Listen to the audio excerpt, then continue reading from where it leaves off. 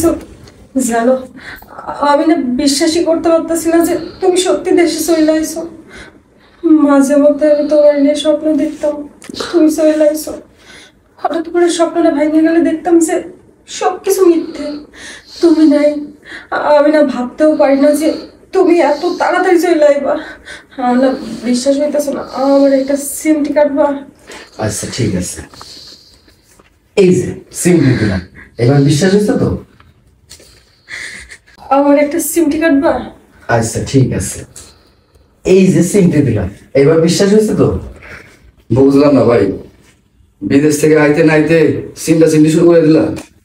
আচ্ছা আমার একটা কথা কও তো, হুট কইরা বলা নাই কওয়া নাই তুমি দেশে আয়া বললা, তোমার তো আরো 1-1.5 বছর থাকার কথা ছিল, এরকম না বইলা চলে আইলা যে?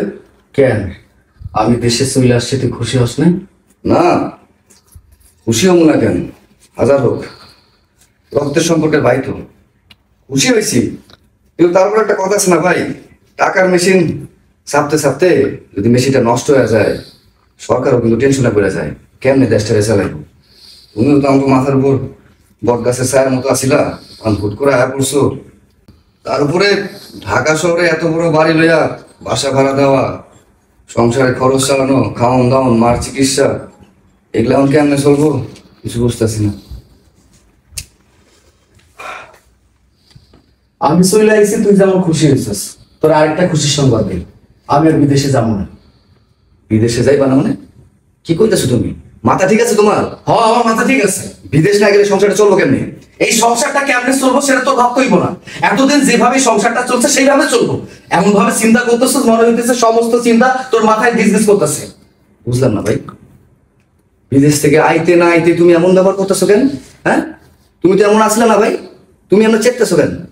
ও বুঝতে পারছি, আবার লগে লগে কান পড়া দিয়ে দিছে না? এই কান পড়ার কারণে এখন আমাকে সংসারের মতো অশান্তি লাগবে। তুমি এড়ে যেতেছো।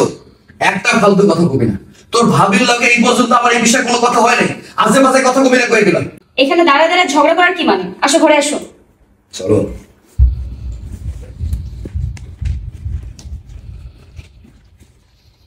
তুমি আমি মনে করি তুমি কাজ ঠিক করলাম। তুমি কিন্তু কাজটা ঠিক করো নাই। ঠিক করছে না বেঠিক করছে সেটা আমি ভালো করে জানি। ঘরে চল।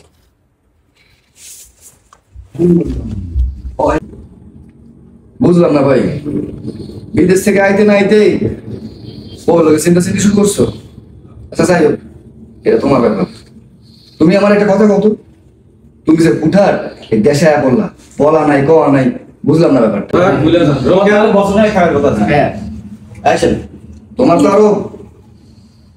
আরো বছর খানিক থাকার কথা ছিল, কেমনে আয়া বললা যে? কেন আমি বিদেশ থেকে চলে আইছি, তুই কি খুশি হস না? কি না না না আরো পরে যাই।